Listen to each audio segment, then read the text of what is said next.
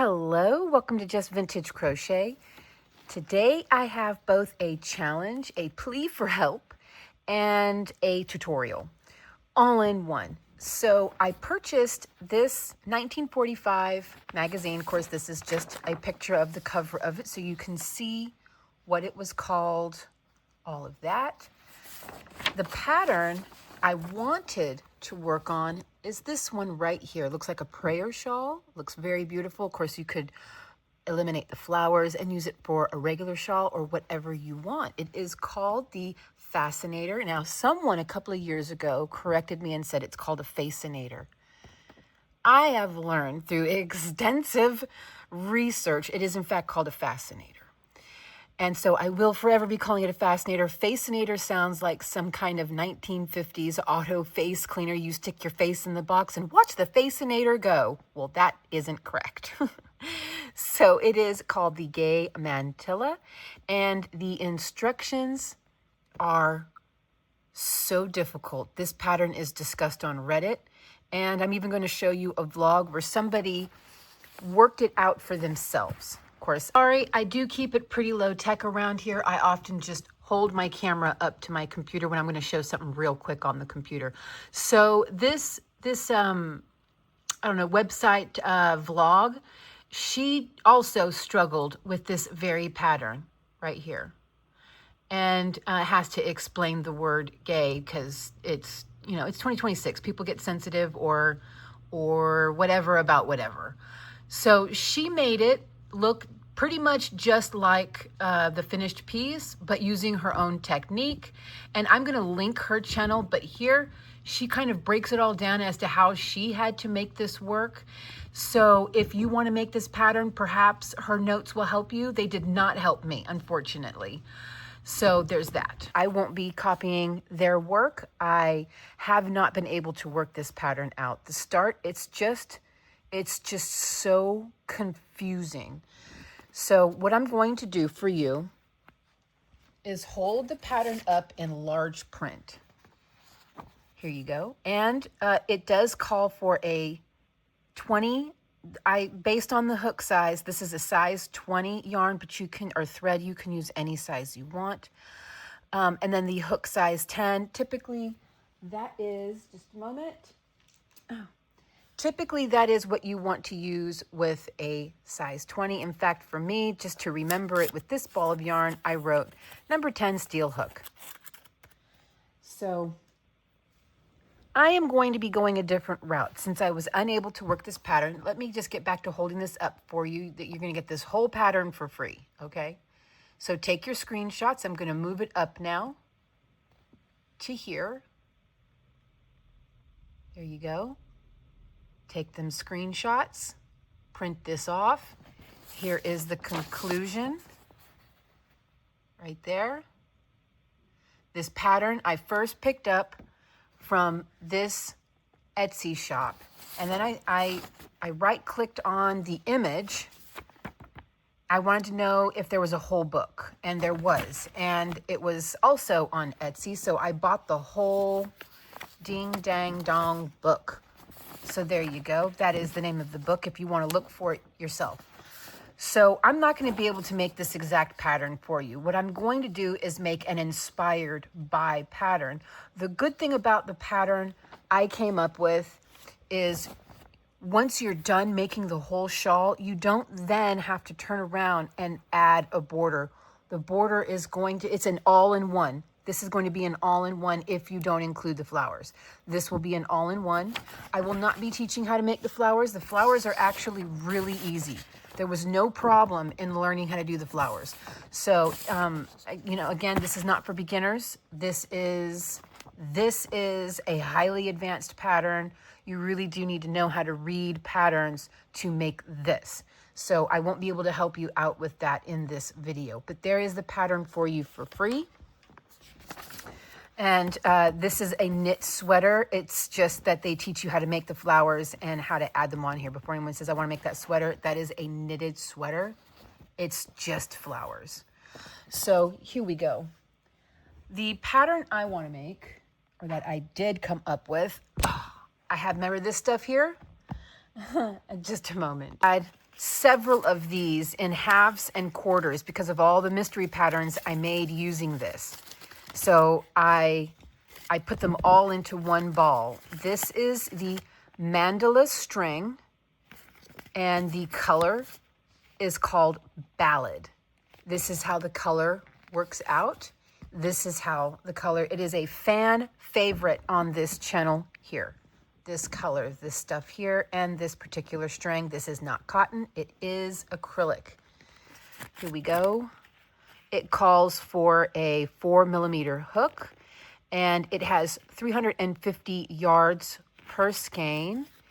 And the material is, there, it's right there, 100% acrylic. So when you go to block this, you can throw it in the dryer and put it on high heat and then pin it down immediately after you get it out of the dryer. Or you could just pin it, shape it, and take a hair dryer to it. Since this is acrylic, water will do absolutely nothing to help in the blocking process.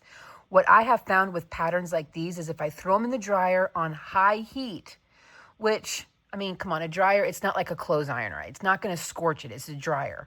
So put it on high heat, let it run for about 15 to 20 minutes, take it out and shake it out really hard like this. And then just hold it until it cools down and it's blocked. It's going to keep that shape right there. That's all you really have to do. Okay, so that's the material. I now have a jumbo ball of this, which you do not need. I did look up the material, the vintage material, and it is about 100 yards per ball. So what you're looking for is roughly 600 yards of whatever material you're going to use. Now this particular one does call for a size 20 thread, but that's not necessary since this is technically a wearable. It's not a fitted wearable. So this here is size 1 super fine. And again, this calls for a 4mm hook, but I am using a 3.75mm because I wanted my stitches to be a little bit more defined, as you can see. And you still get that beautiful drape, even though you've sized down 1/4 of the size. So that's my recommendations. Also using a thicker yarn, you're going to work this up faster. Here I have a small sample I made with a size 10. And I did play around with the size 20, but my eyes were screaming. So I put that one away. I did play around with a modern clover, which do run small. I did play around with a, golly, it was right there. It was right there. The green hook, 1.75mm. So I actually started this off with the vintage size 7. Here we go. I started this off with the vintage size 7, which is a 1.6 to 1.65mm. No two brands are exactly the same. And I bumped up to a 1.75mm because I was getting a little too much stiffness using the 7. I still have a little bit of stiffness, but this is cotton, and this, as it gets bigger, will start to have more of a drape. So this is what it looks like with a 1.75mm. You still get beautiful stitch definition without too much openness in the chains, you know? And you're getting a little bit of drape. With this, you're going to get stiffness. So there's that. You can avoid having to use a size 20 thread. Okay, get all of this out of the way now.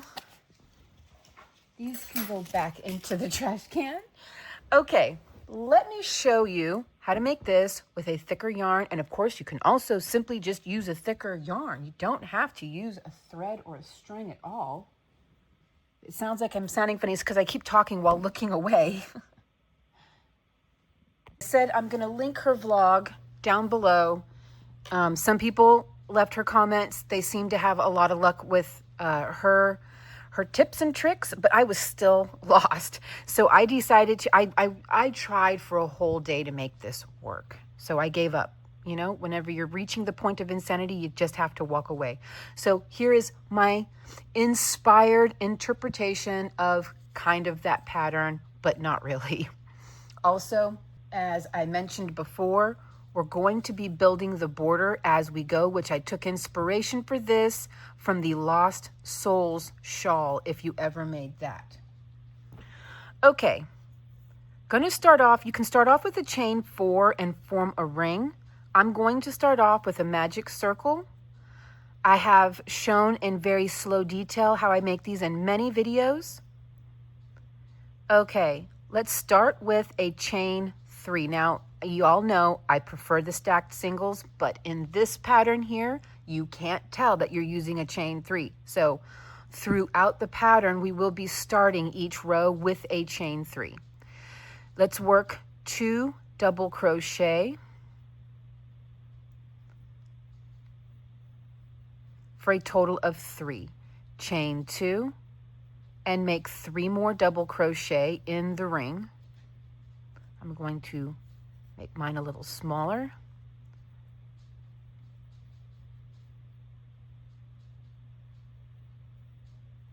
Okay, that's 3.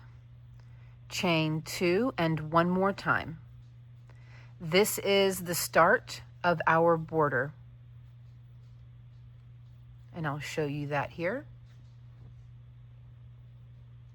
This is what we just did. 1, 2, 3, chain 2. 1, 2, 3, chain 2, 1, 2, 3. And it's going to go out from there. All right, tighten this all up. Turn.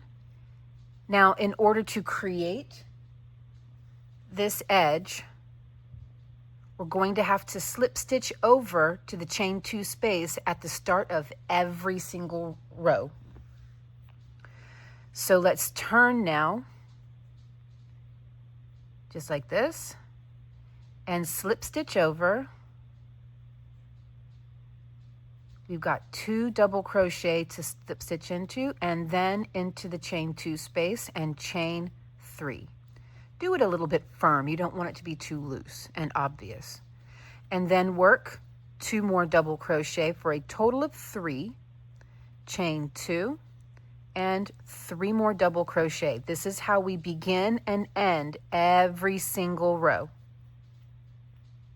Just like that. Now chain 5, 1, 2, 3, 4, 5. Jump over to the next chain 2 space, and we're going to work the 2 groups of 3 double crochet, again separated by a chain 2. That's 1, 2, and 3. Chain 2 and make 3 more. 1, 2, and 3. There you go. And we're off. We're already beginning. Turn and slip stitch your way over to the chain 2 space.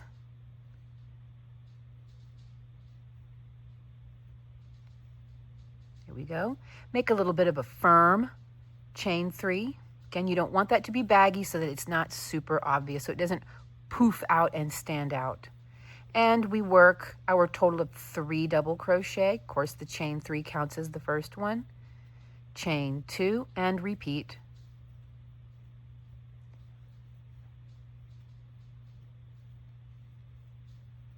There we go.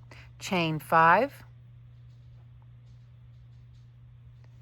And into the chain 5 space, work a single crochet plus chain 3. Now the way I do my picots, of course you can do it any way you are accustomed to.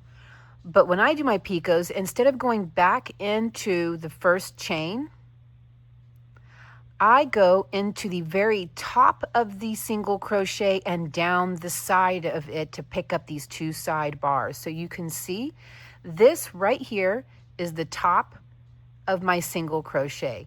I'm going to put my crochet needle right down into the top of it like this and through that right there. I feel like it creates a very tight button picot. There will be no hole in the center of the picot. So I go into the top, down the side to pick up those 2 bars and work a slip stitch. Chain 5. 1, 2, 3, 4, 5. That is our first picot made. And then we work our 2 groups of double crochet, but for the sake of simplicity, we're going to call it our border stitches. So work your border stitch repeat.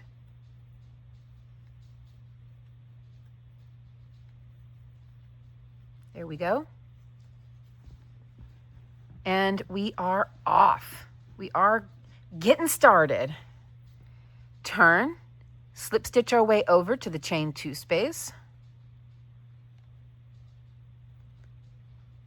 There we go. Chain 3, again, a bit firm.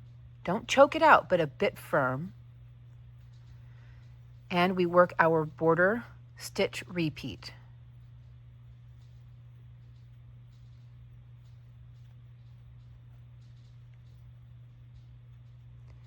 Chain 5.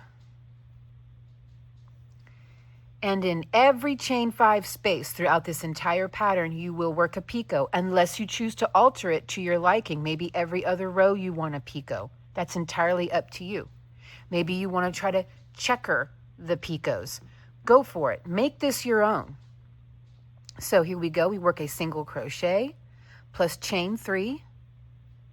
And then again, into the top of my single crochet and down the side is where I'm going to anchor my picot, just like that, with a slip stitch.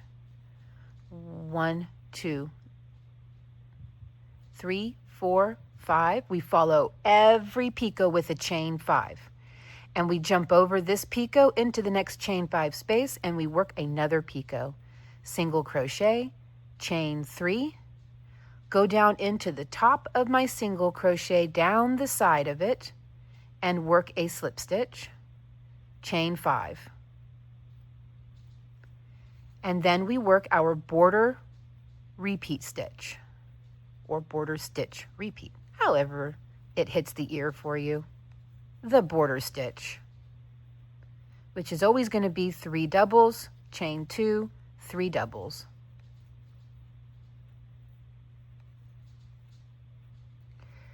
Turn, slip stitch over, work the border stitch, a little bit of a firm chain 3. That's 1, 2, and 3. Chain 2, 1, 2, and 3, followed by a chain 5. So the name of the game with this pattern is double crochets, picots, single crochets, and chain 5s. That's really all you need to remember about it. So that's 3, 4, 5. Work a picot in the first chain 5 space. 1, 2, 3 chains to complete that picot with a slip stitch.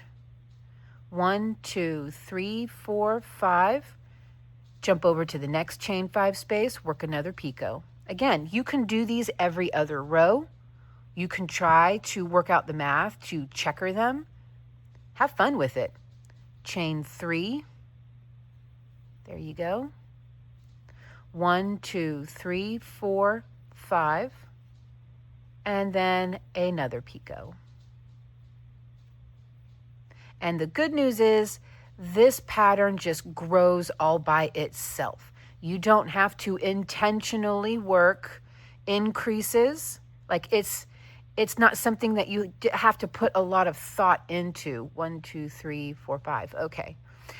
You can just watch TV and make this, and it just grows all by itself. And it looks so intricate and complicated, but we know that it was really quite easy.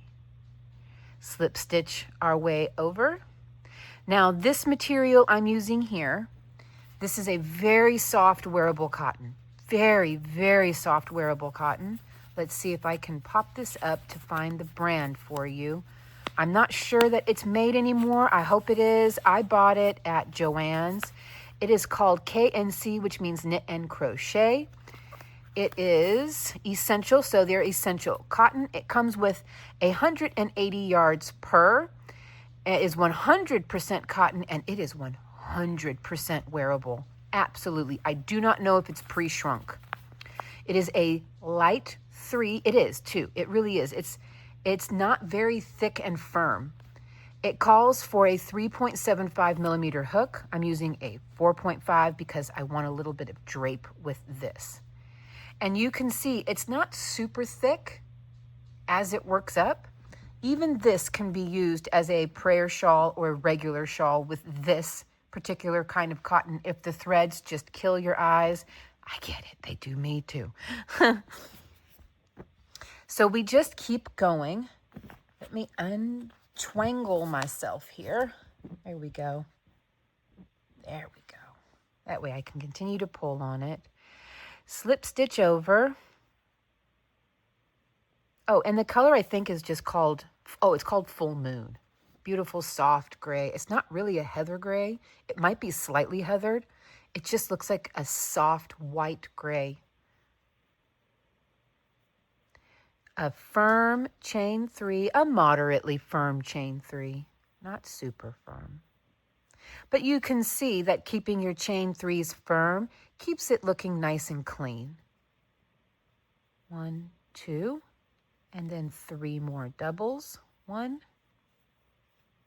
2, and 3. So basically, my call for help is, can you figure out how to make that pattern and then message me? Email me. My email is in the description. Can you figure this out? And then email me. And if you do, I will feature it on this channel. And with your permission, of course, let me know in the email if I can use your first name, a username, a YouTube name, whatever the case may be. I want to credit you.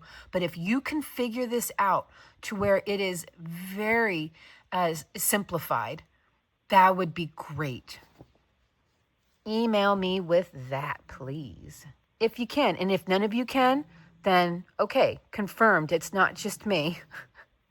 And I hope that it is just me. I hope somebody can figure it out.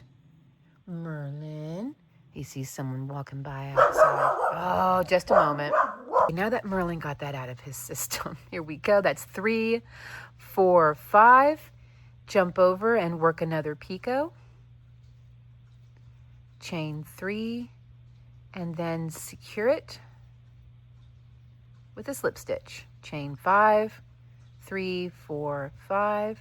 Jump over to the next chain 5 space and repeat. This is all it is, over and over and over again. Again, you don't have to worry about making intentional increases. This just happens by nature of the pattern automatically. Isn't that beautiful? I think the next row, I will not work any picots. Let me work a few rows like that where I do one every other row so that you have an idea before you even mess around with it, what you prefer. 1, 2, 3, 4, 5. And then we work our border stitch. 1, 2, 3, chain 2. 1, 2, and 3. So this next row, I won't work any picots. We got to slip stitch our way over. And then the row after that, I will work picots. 1, 2, 3. See, I didn't work that one as tight, and it's bubbling out a little bit. It's all right. Smash it over, and that'll help straighten it up.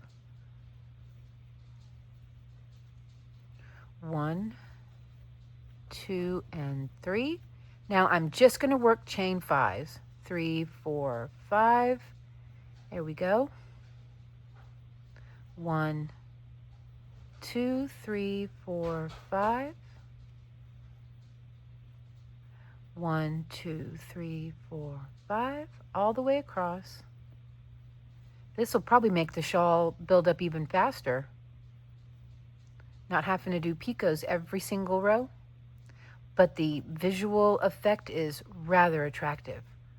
But let's see how it looks this way. It might be the same.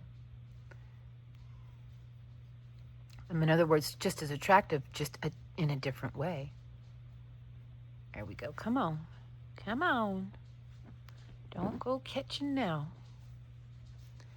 That is 4 and 5. work the border stitch. 1, 2, and 3. Oops, I split. This is the softest cotton I have ever used in my entire life. Absolutely a pleasure. It feels like butter sliding through your fingers. It's very pleasant. It's very, very pleasant. At a great price point, but I don't know what the price would be now, if it's even available anymore. All right, now I'm going to go ahead and work picots along this row. See how quick this is working up? Let me do this a little firmer this time. There we go. What did I do wrong there? There we go. 1, 2, and then 3 more. 1, 2, and 3. Chain 5. And I'm going to start working picots. And you'll note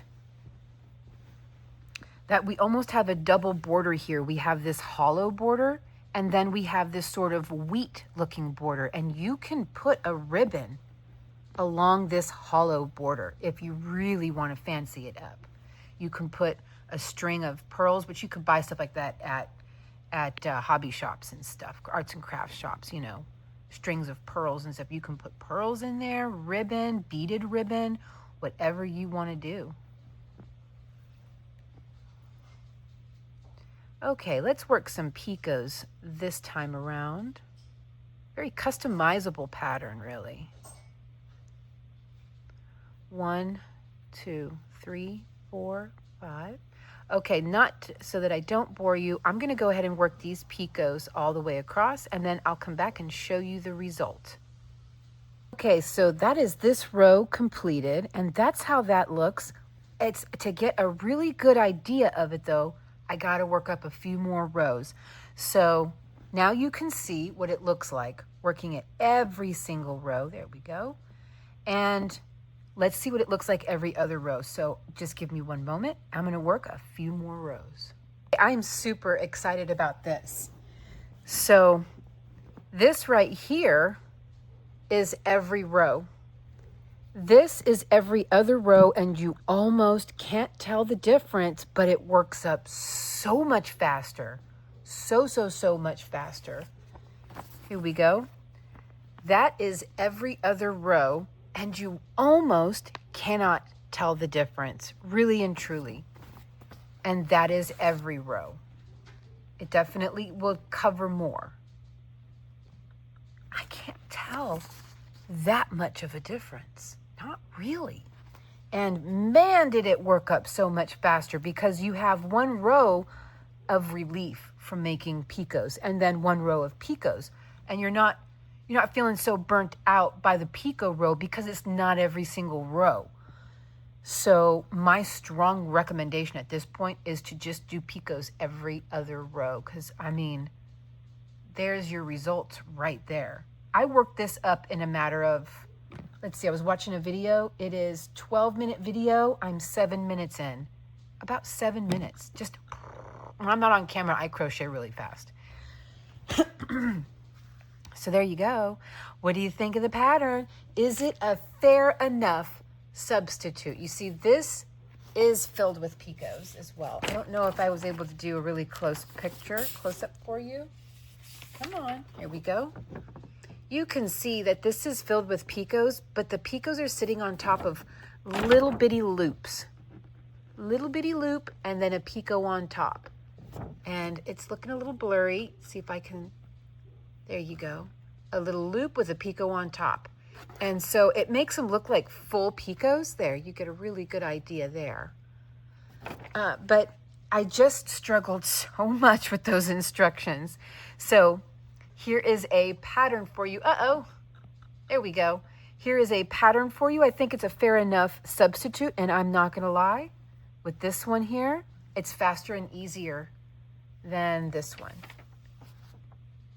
And the border is being built as you go. You're forming it as you go. It's perfect. And if you've never heard of the Lost Souls Shawl, it was a video that was put out by, it's either Fiber Spider or Spider Fiber. One of those two is how his channel is called. He did not write the pattern. He does leave a link, Merlin. He does leave a link in his description box to the original pattern, which I did buy because I got a lot of benefit out of his video. I made 3 shawls watching his video, but I also wanted to make sure that the original pattern writer got what she deserved for it as well. Which the two of them are friends. They worked it out. She said he could absolutely do this. So it was well within her blessing. And so I bought her pattern as well. She sells her pattern on Etsy. And so this is how, and I know she didn't invent this style, but it was certainly the first time I ever worked this style. I have seen some vintage patterns that also do this. I believe we have a book from the 1910s, and it was a baby blanket filled with shells, and the border was made like this as well. And so it's not something that she came up with, but it's something that was certainly popularized through her shawl pattern. So that is where I got the inspiration for this border. It's just such, it's an all-in-one. You just don't even have to think about it. It's an all-in-one. So there you go. You can see it made up many different ways with a thread. Oh gosh, my camera. With a thread or with a, much thicker yarn. There you go. Okay, guys, I love you lots. Let me know what you think. I'll see you in the next video. Check the description box for links to everything. Everything but the pattern. That I gave you for free on screen. Okay, guys, I'll see you real soon. Bye.